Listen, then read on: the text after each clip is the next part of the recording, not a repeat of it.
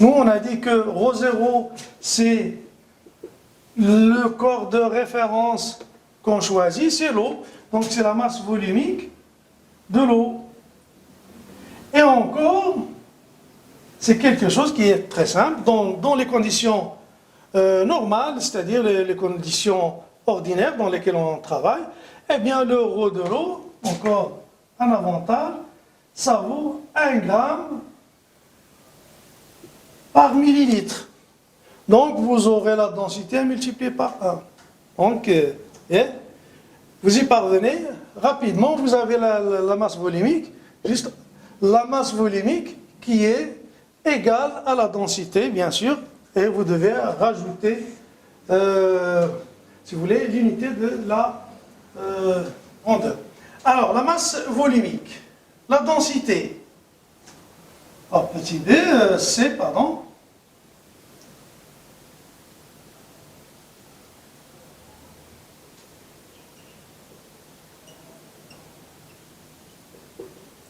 le volume molaire.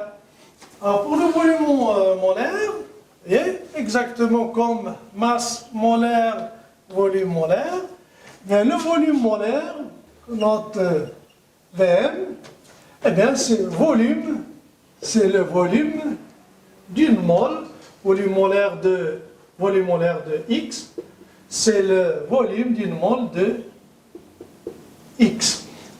Mais ce volume molaire, eh bien, malheureusement, ce volume molaire, pour les différents corps, eh bien, il varie.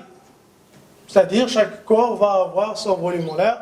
Donc, vous devriez connaître le volume molaire de chaque corps si vous voulez l'utiliser. Bon, le volume molaire, si vous avez, je dis bien, si vous avez le volume molaire, eh bien, rapidement, donc ça après la définition du volume molaire, donc c'est le volume qui correspond à une mole de X, eh bien, directement, relation entre Nx et V de X, bon, c'est très simple. Toujours, vous appliquez cette loi de proportionnalité entre les grandeurs, donc on admet cette relation-là, c'est-à-dire que vous avez une mole de X qui occupe un volume Vm dans des conditions, bien sûr, dans des conditions précises. Et maintenant, j'ai un volume V de X. Quelle serait la quantité de matière Nx? Bon, en respectant la loi de proportionnalité, bien sûr, bien, vous aboutissez à Nx égale V de X sur Vm. Donc, vous avez le volume molaire, vous avez le volume de l'échantillon, vous divisez le volume de l'échantillon sur le volume molaire. Alors, troisièmement, on va voir une autre manière de calculer la quantité de matière, et ça sera le cas des gaz, et plus exactement le cas des gaz parfaits. Équation d'état d'un gaz, équation d'état d'un gaz parfait. Un gaz parfait. Eh bien, un gaz parfait, c'est un gaz hypothétique, c'est-à-dire qu'on imagine, dans lequel les particules qui le constituent, atomes, molécules ou autres, et qui constituent ce gaz, sont sans interaction entre elles. C'est-à-dire qu'il n'y a pas d'interaction, sauf lorsqu'ils entrent en choc. Alors là, on parle d'un gaz parfait. Pratiquement, les gaz d'ordinaire ne sont pas parfaits, mais on peut s'approcher du modèle du gaz parfait lorsque la pression du gaz est assez faible. Bon, pas plus de détails. Dans tous les cas, dans le programme que vous allez aborder en terminale, vous aurez à considérer tous les gaz comme étant des gaz parfaits, donc et à utiliser la relation à laquelle on va aboutir. Heureusement, dans le cas des gaz parfaits, tous les gaz Ce que je fais là, je ne fais que rappeler les résultats que vous avez déjà, que vous connaissez déjà, que vous avez déjà étudiés, mais peut-être oubliés. Heureusement, dans le cas des gaz, lorsqu'ils sont considérés comme parfaits, eh bien, ils ont le même volume molaire, contrairement aux corps solides qui ont des volumes molaires différents. Alors, c'est-à-dire, ils ont le même volume molaire, Vm. Tous les gaz ont même, vous voyez, tous les gaz parfaits ont même volume, des volumes molaires identiques, donc même volume molaire. Donc s'ils ont même volume molaire, donc l'application, si vous avez dans une bouteille par exemple, là, vous avez un gaz X de volume Vx, hein, et la quantité de matière, N de X, égale V de X sur Vm. Donc c'est direct. Vous avez de l'oxygène, de l'azote, de l'hydrogène, tout ce que vous voulez, eh bien vous avez le volume à diviser par le volume molaire, ça vous donne la quantité de matière. Eh bien, puisque les gaz ont tous le même volume, vous connaissez déjà la loi, que si vous prenez 2 flacons de même volume, eh bien, ils contiennent la même quantité de masse, quel que soit. Si vous prenez un gaz X et un gaz Y de même volume, eh bien, Nx est égal à Ny. Aux conditions normales de température et de pression, là, à θ0 égale 0 degré Celsius et P0 égale une atmosphère, bon, là encore des grandeurs que vous avez déjà vues, donc la température, et puis vous avez la pression. Le volume molaire est égal à peu près à 22,4 litres mol moins 1. Donc tous les gaz dans ces conditions de 0 degré et de P0, eh bien, P0 égale à une atmosphère, ils ont un volume Vm qui est égal à 22,4. Donc ce qui rend les choses simples, si j'ai une bouteille par exemple, voilà, donc exemple de calcul, maintenant je sais faire, exemple, là, si j'ai une bouteille, juste pour simplifier, de volume, j'ai de l'oxygène, O2, θ0 et j'ai P0, à θ0 il y a P0, hein, j'ai un volume V2O2 par exemple qui est égal à 2 litres, 24.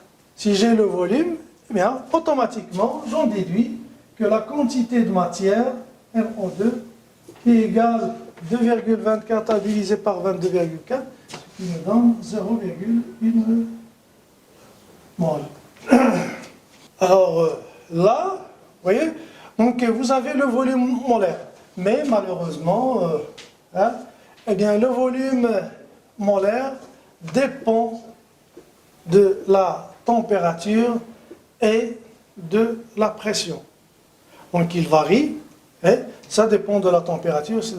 Alors si vous connaissez, tant mieux, donc vous pouvez calculer directement, mais on va voir maintenant une formule qui va nous permettre de calculer ce volume molaire à n'importe quelle température et n'importe quelle pression, bien sûr, tout en restant dans le domaine de validité, dans le domaine, de l'approximation des gaz à température absolue.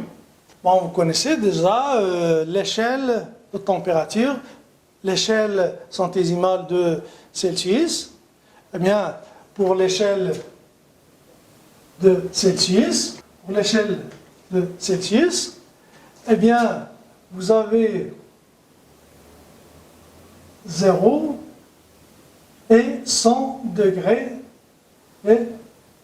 Celsius. À 0 degré correspond la fusion de la glace. Et bien sûr, à pression P0. Et là, c'est ébullition.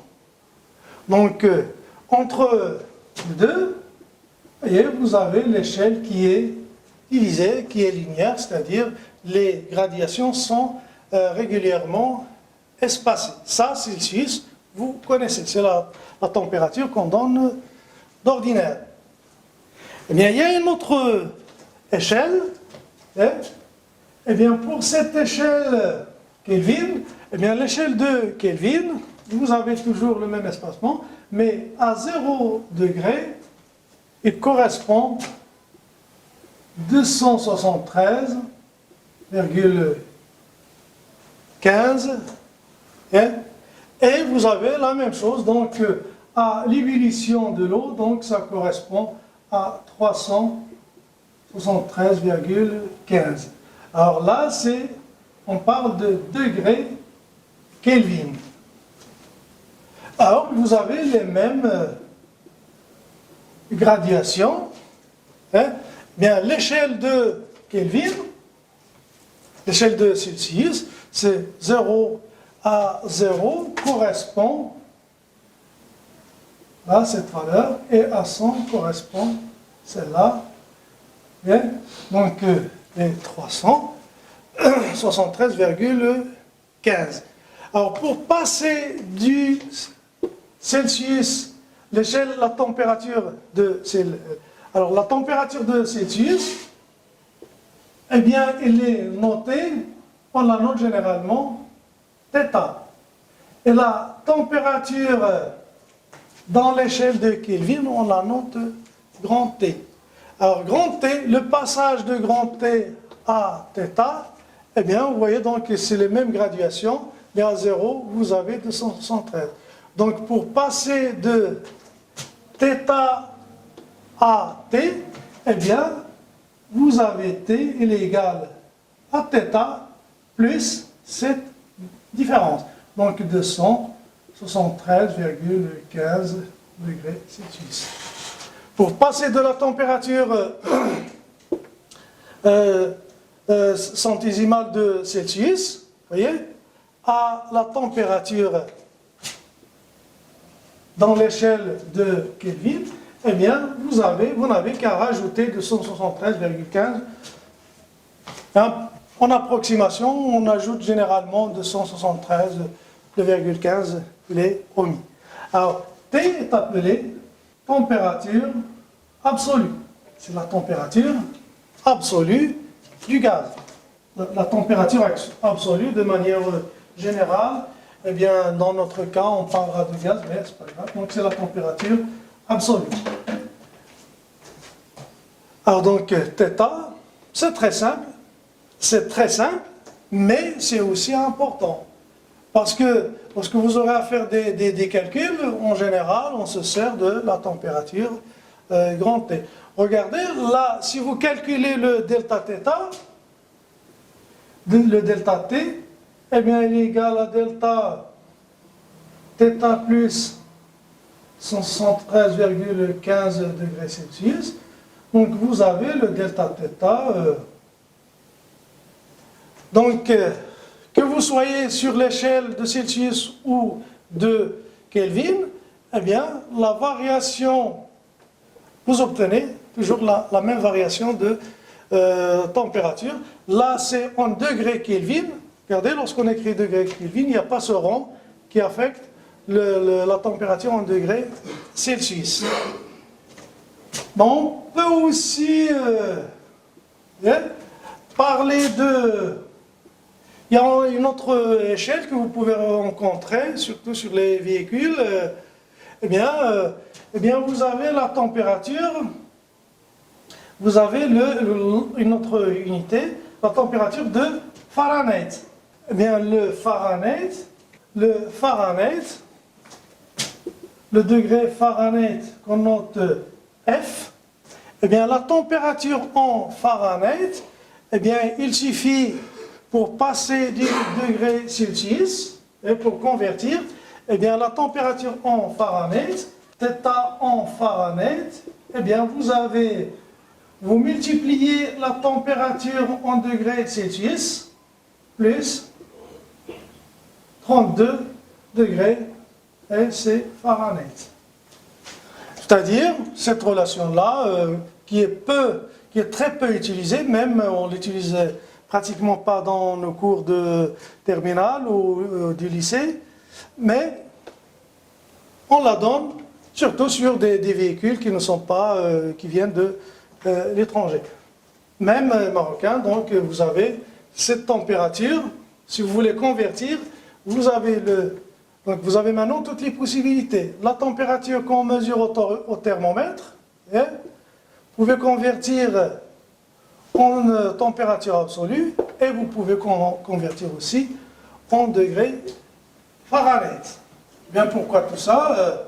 Équation d'état d'un gaz parfait. Eh bien, imaginez maintenant que vous avez ce volume, un gaz X, qui est sous la température, qui est à la température T, sous une pression P, et qui occupe un volume V. Donc, j'ai une quantité de matière X, et à la température T, et sous la pression P, et ça occupe un volume V. Alors, on montre que les trois paramètres sont liés, que le produit PV, que la pression à multiplier par le volume, eh bien ça nous donne, donc là, vous voyez, vous avez tous ces paramètres qui sont liés par cette relation qu'on appelle équation d'état du gaz parfait. Eh bien là, c'est une constante qu'on appelle constante des gaz. C'est la constante des gaz parfaits. Donc c'est une constante, comme son nom l'indique, donc il prend une valeur donnée. Eh bien, il prend comme valeur, si vous travaillez au système international, P en pascal, V en mètres cubes, et T, en degrés Kelvin, NX en mol. Donc P en pascal, V en mètre cube, NX en mol et T en degrés Kelvin. Mais vous aurez la valeur de R. R vaut à peu près 8,31. Donc, si vous voulez, pascal, mètre cube, par mol, par degré, Kelvin. Donc ça c'est, donc je vais mettre 8,31, donc c'est pascal, mètre cube, mol moins 1, et degré Kelvin moins 1. Alors, vous pouvez bien sûr simplifier le pascal, c'est-à-dire une pression, c'est une force sur une surface, et vous aurez donc c'est des newtons par mètre carré à multiplier par des mètres cubes, donc c'est des newtons mètres, donc c'est des joules, etc. Donc on peut, vous voyez, c'est joules, mol moins 1 et degré Kelvin moins 1. D'accord. Donc, on a vu, si on travaille au système international, les unités du système international, vous devez connaître les unités du système international, mais on peut aussi, il y a le système international, mais il y a aussi les unités, il y a des unités, des grandeurs qui sont employées avec des unités qu'on dirait commodes. Par exemple, en prenant P en atmosphère, V en litres, bien sûr, NX en mol, T en degrés Kelvin, eh bien vous obtenez une autre valeur pour R. R, vous aurez à peu près 0,082. Hein? Regardez, deux constantes différentes, mais bien sûr, c'est à cause des unités différentes qu'on a utilisées pour la calculer. Donc R égale à 0,082 litres, atmosphère, mol moins 1, degré Kelvin moins 1. Mais regardez, les deux en commun, c'est-à-dire ce qui est en commun, c'est la quantité de matière en mol, la température en degrés Celsius. Alors la différence, c'est au niveau de la pression et du volume. Si vous prenez le pascal et le mètre cube, vous obtenez ça. Si vous obtenez l'atmosphère et le litre, vous aurez une autre valeur qui est de 0,082. Alors, cette formule-là, bien, nous, toujours, ne perdons pas de vue ce qu'on est en train de chercher. Eh bien, c'est la quantité de matière. Eh bien, si vous avez ça, bon, donc, vous aurez la quantité de matière. Donc, par la suite, la quantité de matière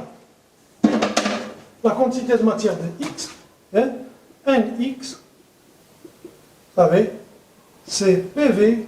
Donc, voilà encore une autre manière de, si vous voulez, une autre manière de calculer la quantité, de déterminer la quantité de matière en connaissant la pression, le volume et la température du gaz. Bon, petite remarque qui peut être utile, eh bien, un mélange de gaz parfait se comporte comme un gaz parfait unique. Je m'explique. Si j'ai dans ce volume-là, au lieu d'avoir un seul gaz, j'ai N1 de X1, N2 X2, j'ai ce N de Xn. Trait K. XK. J'ai de 1 jusqu'à K. Alors, ça, X1, X2, XK sont des gaz parfaits. Donc là, c'est un mélange de gaz parfait. Eh bien, l'équation s'écrit. J'ai le volume, donc là, j'ai le volume V, la température T et la pression P. Eh bien, la relation reste valable à condition PV égale, alors quelle quantité va-t-on mettre là? Eh bien, c'est la somme des quantités de matière. Donc ça, c'est égal M1 de X1 plus, si vous voulez, N de X1 plus N de X2 plus N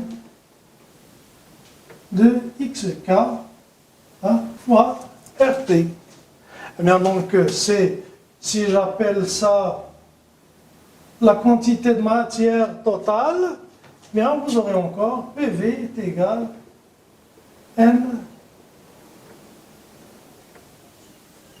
RT. Avec N, la somme des NXI, I de 1 jusqu'à K, c'est-à-dire la somme de toutes les quantités de matière des gaz constituant le mélange. Bien. Voilà donc pour ces grandeurs physiques liées à la quantité de matière, bien, je résume maintenant.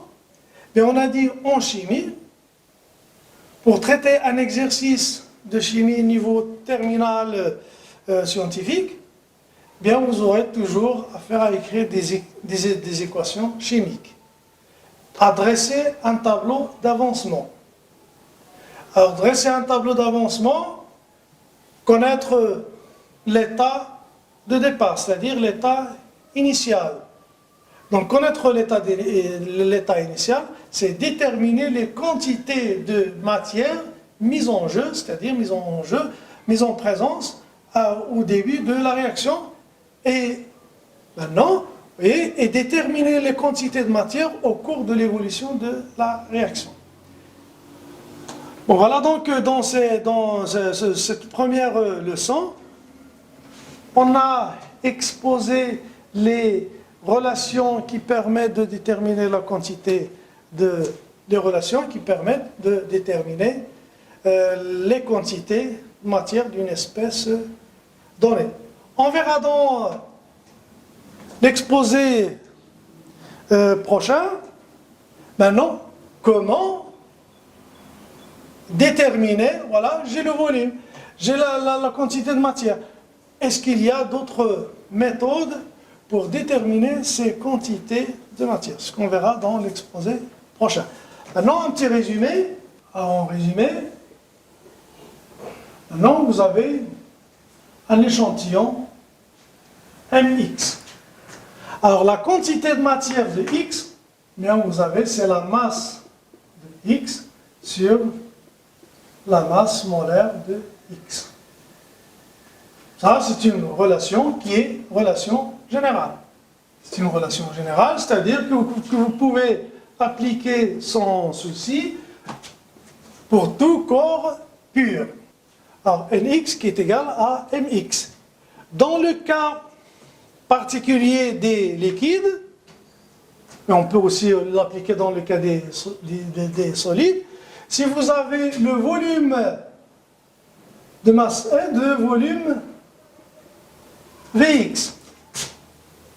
Alors, la même chose, vous avez la quantité de matière, m de x, qui est égal à ρ de x, fois v de x. Et la relation devient m de x égale ρx fois vx divisé par m de x. La relation, on a d qui est égal ρ sur ρ de x sur ρ0. ρ0 qui est la masse volumique du corps de référence. ρ0, masse volumique. Alors d qui est égal, alors la relation, cette relation devient, je remplace ρ de x par ça. Et la relation devient nx qui est égal ρ0, la densité v de x, et à diviser par, pour le cas des gaz parfaits, eh bien, vous avez PV qui est l'équation d'état qui est PV est égal à nRT, donc N de X sur RT. Mais attention à cette dernière relation, je souligne bien le cas des gaz parfaits. Pourquoi je dis ça? Parce qu'il y a des élèves qui appliquent ça même dans le cas, il applique ça même dans le cas il applique cette formule dans le cas des corps solides ou liquides. Donc ça ne marche pas. Donc attention, lorsque je veux appliquer une formule, il faut toujours se méfier, il faut toujours que je me méfie du domaine de validité de cette formule.